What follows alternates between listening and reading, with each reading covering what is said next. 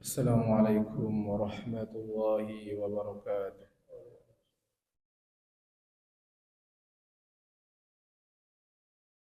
إن الحمد لله نحمده ونستعينه ونستغفره ونعوذ بالله من شرور أنفسنا وسيئات أعمالنا.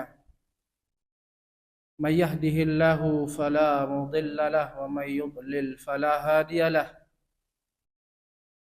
أشهد أن لا إله إلا الله وحده لا شريك له وأشهد أن محمدا عبده ورسوله. يا أيها الذين آمنوا اتقوا الله حق تقاته ولا تموتن إلا وأنتم مسلمون. يا أيها الناس اتقوا ربكم الذي خلقكم من نفس واحدة وخلق منها زوجها وبث منهما رجالا كثيرا ونساء واتقوا الله الذي تساءلون به والأرحام إن الله كان عليكم رقيبا. يا أيها الذين آمنوا اتقوا الله وقولوا قولا سديدا يصلح لكم أعمالكم ويغفر لكم ذنوبكم ومن يطع الله ورسوله فقد فاز فوزا عظيما. Ma'asyiral muslimin jamaah salat Jumat rahimani wa rahimakumullah. Sesungguhnya semua kebaikan yang ada pada diri kita, semua kebaikan yang kita miliki itu nikmat dari Allah Azza wa Jalla. Wa ma bikum min ni'matin fa minallah. Semua nikmat yang ada pada kalian, sekecil apapun itu dari Allah Subhanahu wa taala. Oleh karena itu, kewajiban kita adalah bersyukur kepada Allah atas nikmat-nikmat tersebut dengan menggunakannya dalam mewujudkan ketaatan kepada Allah, menggunakannya untuk meningkatkan ketakwaan kita kepada Allah Azza wa Jalla. Allah berfirman, la in syakartum la azidannakum. Itulah syukur. Jika kalian bersyukur, pasti aku akan menambahkannya. Tetapi apabila ada yang tidak menggunakan nikmat-nikmat tersebut dalam ketaatan untuk mewujudkan peribadatan kepada Allah, atau bahkan digunakannya untuk memaksiati Allah, maka dia telah kufur nikmat. Dia telah mengkufuri nikmat.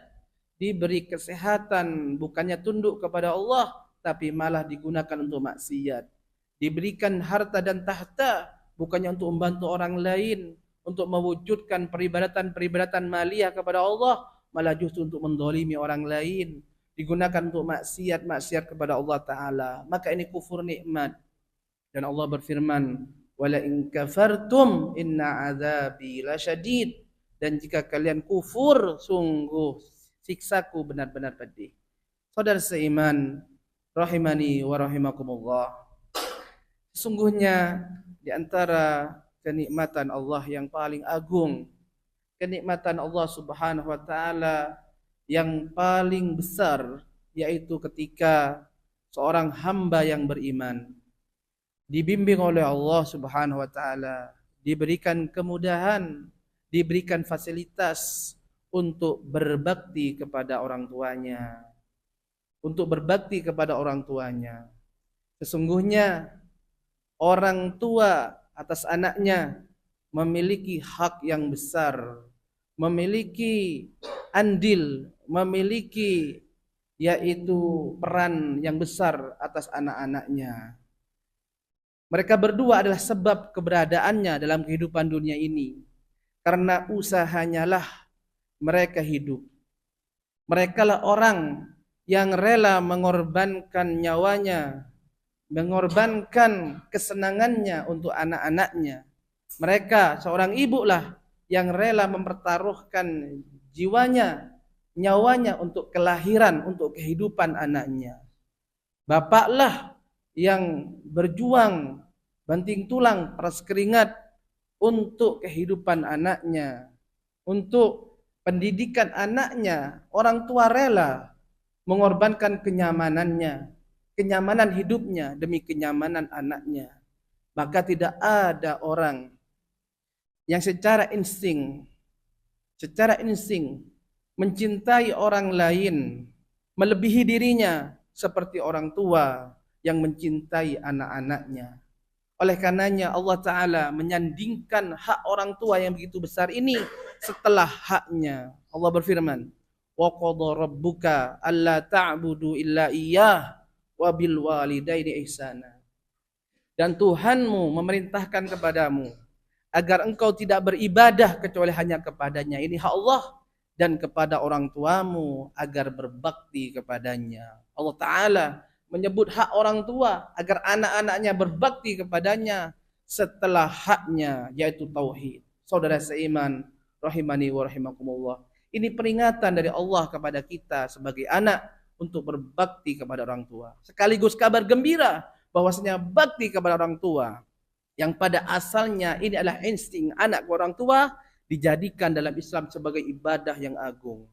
Bahkan Rasulullah SAW ketika ditanya tentang amalan yang paling agung, yang paling besar pahalanya, setelah menyebutkan tauhid, beliau mengatakan birrul walidain, berbakti kedua orang tua. Maka wajib bagi kita berbakti kedua orang tua kita.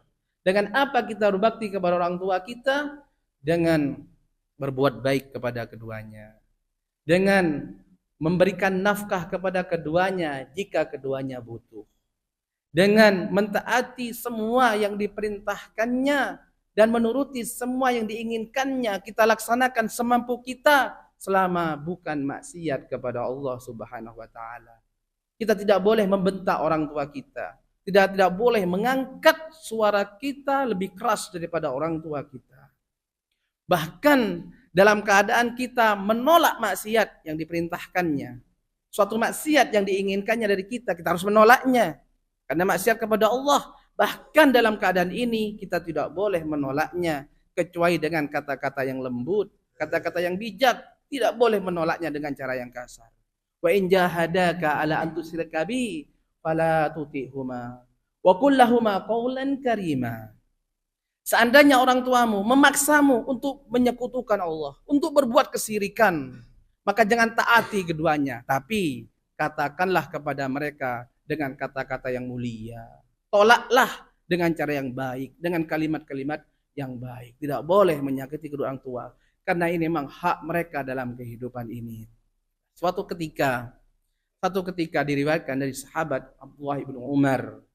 Satu ketika beliau sedang melakukan ibadah umroh atau ibadah haji. Bersamanya ada seorang laki-laki yang ikut bersamanya dalam ibadah tersebut.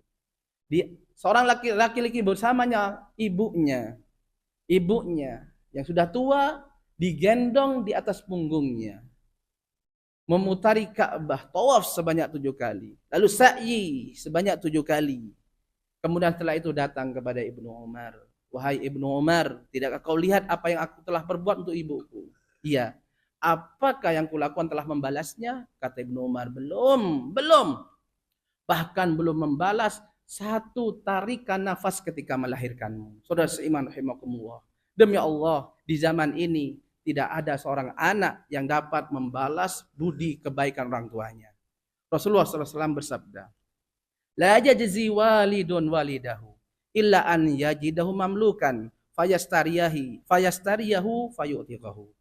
Kata Nabi SAW, tidak mungkin ada seorang anak yang bisa membalas orang tuanya, membalas kebaikan orang tuanya, kecuali anak ini mendapatkan orang tuanya tadi sebagai budak, kemudian dia membelinya, lalu kemudian dia memerdekakannya. Zaman ini tidak ada perbudakan, maka bisa dikatakan mustahil apapun yang kita korbankan untuk berbakti kepada orang tua. Bahkan seandainya habis waktu kita untuk orang tua kita, habis harta kita untuk orang tua kita, maka kita belum bisa membalas kedua orang tua kita. Maka jangan pernah merasa cukup telah berbakti kepada kedua orang tua kita. Aku qauli hadza wa astaghfirullah li wa lakum wa lisairil muslimina wal muslimat min kulli dzambin wa khati'atin fastaghfiruhu yaghfir lakum innahu huwal ghafurur rahim.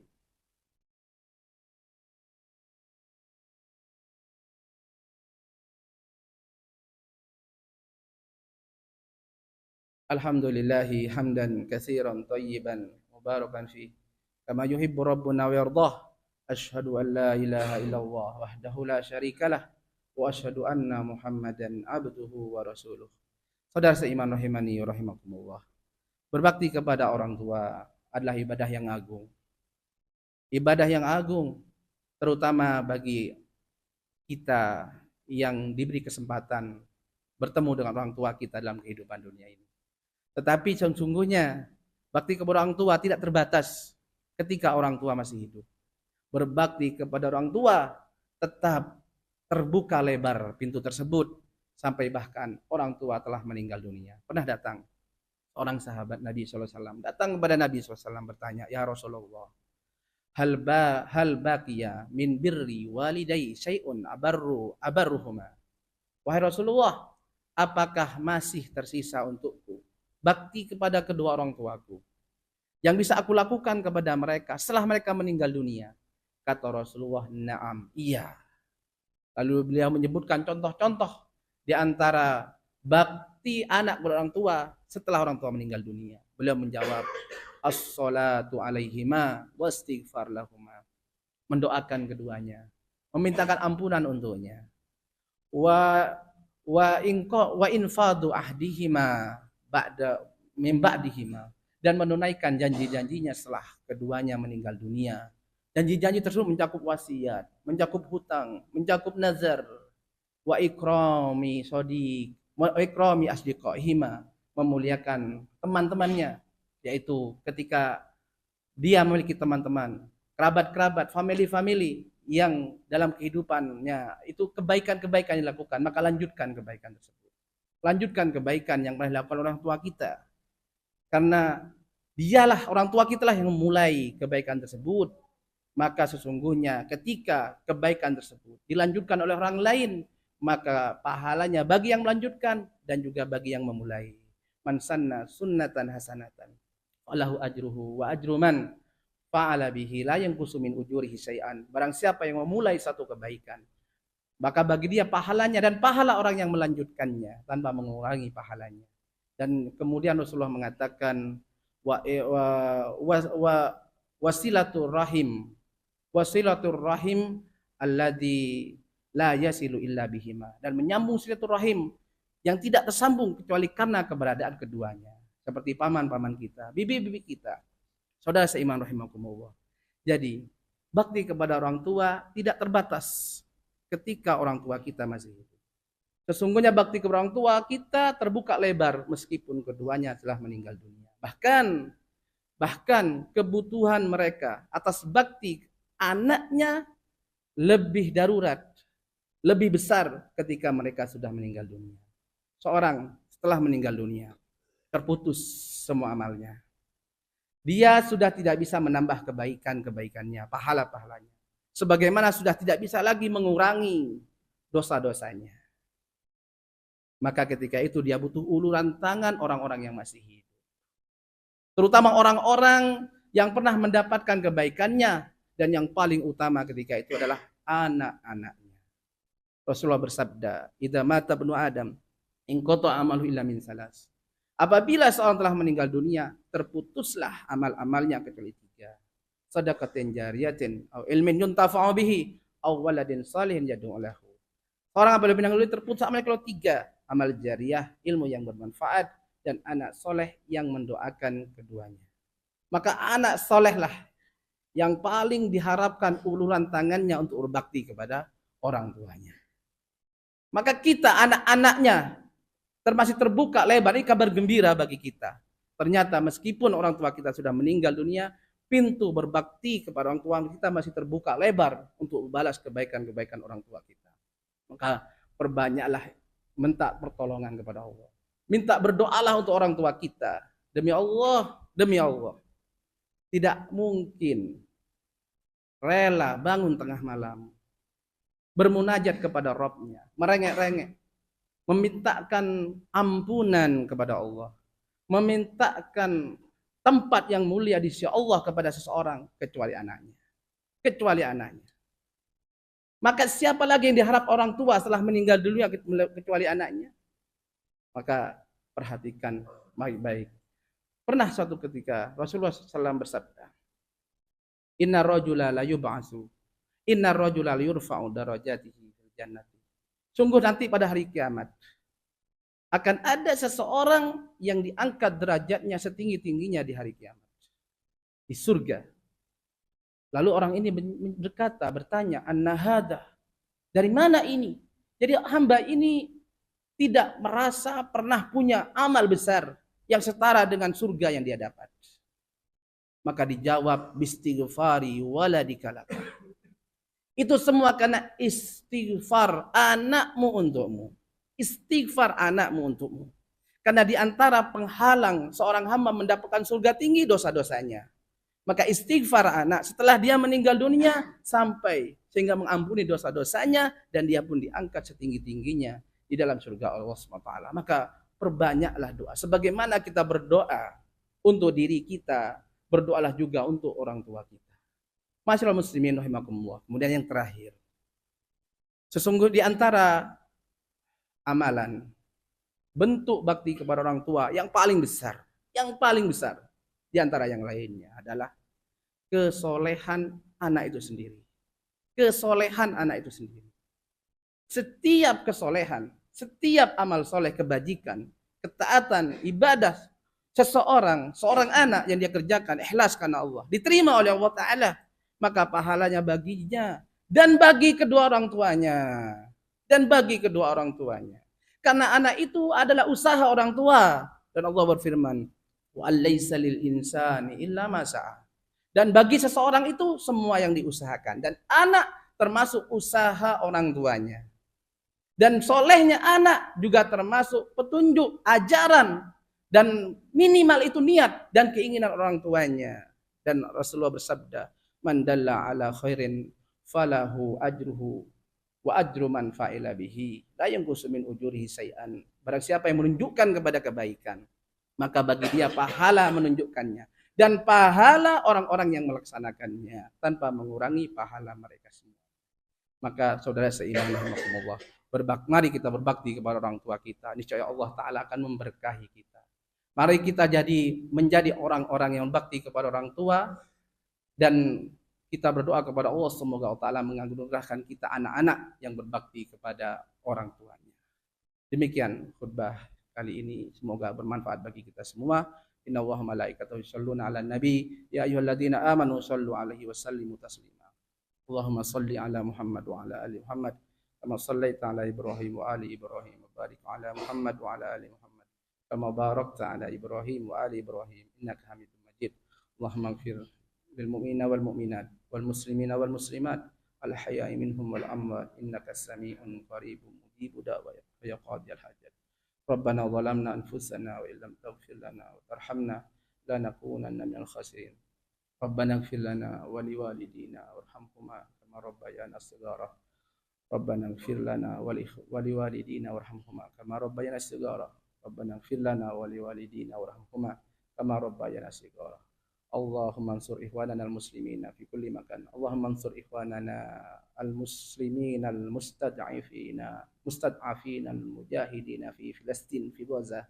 Allahumma aslih ulata umurina Indonesia. Allahumma waffiqhum lima fihi salahuhum wa salahul islami wal muslimin. Rabbana atina fid dunya hasanah wa fil akhirati hasanah wa qina adzabannar. Sallallahu wasallam ala nabiyyina Muhammadin wa akhiru da'wana alhamdulillahi rabbil alamin.